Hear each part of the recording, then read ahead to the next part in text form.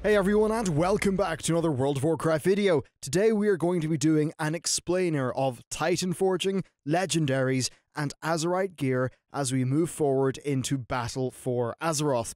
Now, one of the larger sources of critique and indeed discussion spawned by Legion is almost certainly the legendary item and Titanforging systems, so naturally there is going to be a lot of interest in how these systems will be carried forward. We now have a decent picture of what Blizzard wants to do from a mixture of panels, Q&As, and fan site interviews. First, let's talk about Legendaries. As much as some of their effects are quite cool, I do think it's safe to say that these are one of the least popular systems in Legion. And Blizzard actually does agree, with Ian saying in a pre-BlizzCon developer Q&A that they actually regret how Legendaries were implemented, but that since they were now out in the wild, they kind of had to commit to the system for the duration of Legion. In Battle for Azeroth, Legendaries are pretty much going to be gone. The system is not being carried forward, however, you will see a little bit of inspiration in the Heart of Azeroth and Azurite Gear systems. The current Legendaries, though, they will taper off in power as you level up, and by the time you hit 120, you will want to replace them. So, let's cover how this new system works. You can equip up to 3 bits of Azurite Gear, and the Azurite Gear is for fixed slots, currently helms, shoulders, and chests. One of the core differences between Azurite Gear and Legendaries is the method of acquisition. Legendaries were a random drop from a large range of content. Azurite Gear, though, is far more fixed. It drops like regular gear from set sources such as dungeons, raids, and other similar content. Another important thing is that Azurite Gear has fixed traits. There's no randomness involved. First, let's just do a quick explainer of how the system overall works. Your Heart of Azeroth neck piece has a certain power level. Each piece of Azurite Gear then has an unlock tree consisting of multiple different rings. The stronger your Heart of Azeroth is, the more rings you can unlock on your Azurite Gear. Whenever you unlock a ring, you choose what traits that you want. No resources are actually sank into the Azurite Gear, so if your Heart of Azeroth is rank 21 and that allows you 3 upgrades on your shoulders, and then you throw on a new set of Azurite shoulders, you will be able to instantly access those 3 upgrade rings on your new shoulders. I almost see these as being kind of like customizable Legendaries in a sense, just that unlike Legendaries, they don't have that completely random acquisition. Another important part of Azurite Gear is that the traits themselves are fixed. There is no random system here, so if a helm drops from a boss, that helm will always have the same traits. And if you get that helm again on another difficulty mode, say Heroic, it will have the exact same traits, with the difference being that the potency of the traits does depend on the item level of the base bit of Azurite Gear. Now, this had some people worrying that Azurite Gear would get really messy if it could also Titanforge. The good news here is that you will not have to worry about that.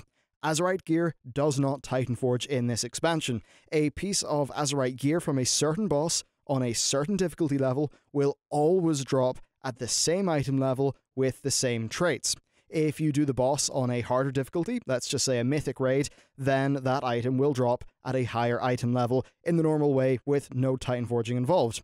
This means that your ideal bit of Azurite Gear from a mythic raid boss will literally be best in slot.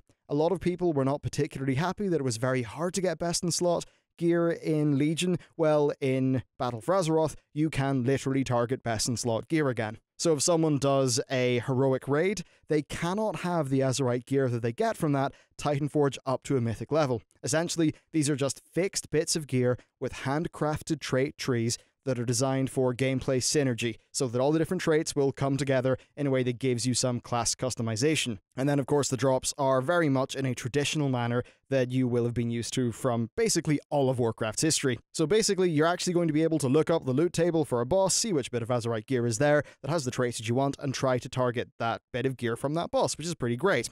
Let's move on to Titanforging. So Ian said that they like the system. Basically, it has the variable rewards, which means you can be surprised by a better bit of gear. They like how if you're helping friends in a lower difficulty level bit of content, you still can get an upgrade and all of that stuff, but he said that they did hear the concerns. He said that they did a poor job with secondary stat balance, which meant that item level didn't necessarily mean much, but also meant that, say, Titanforging something with good stats for your spec, that was sort of more powerful than they'd really want.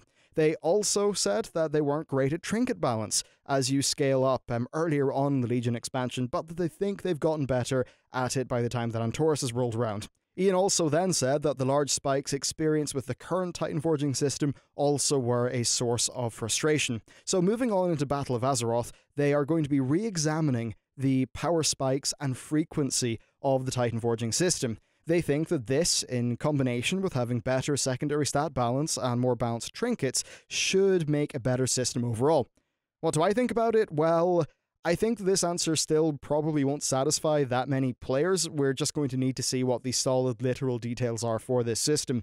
I would personally like to see Titanforging be capped at a certain level past an item's base drop. So as an example of an item, basically, always drops at 900, it could Titanforge up to, say, 920, like a plus 20 potential Titanforge. I'd then like a system where you could manually upgrade that item over time, maybe with some sort of currency, but of course that's just my thoughts on this topic. What do you think about Titanforging? As much as I have been critical of it here and there, there's always a large group of people in the comments saying, no, I like Titanforging, and I can totally see why. When you get down to it in a literal sense, most people have benefited from the Titanforging system in terms of, you've got a really good drop here and there. It's just that there are some cases where it can cause frustration, which has led to the current perception of it, I suppose. Perhaps something that's a bit more reined in can have all of the benefits that Blizzard wants, with really less of the downsides that a lot of people have with it. We'll have to see, but that's it for this update on the status of Titanforging, Legendaries, and Azurite Gear in this expansion.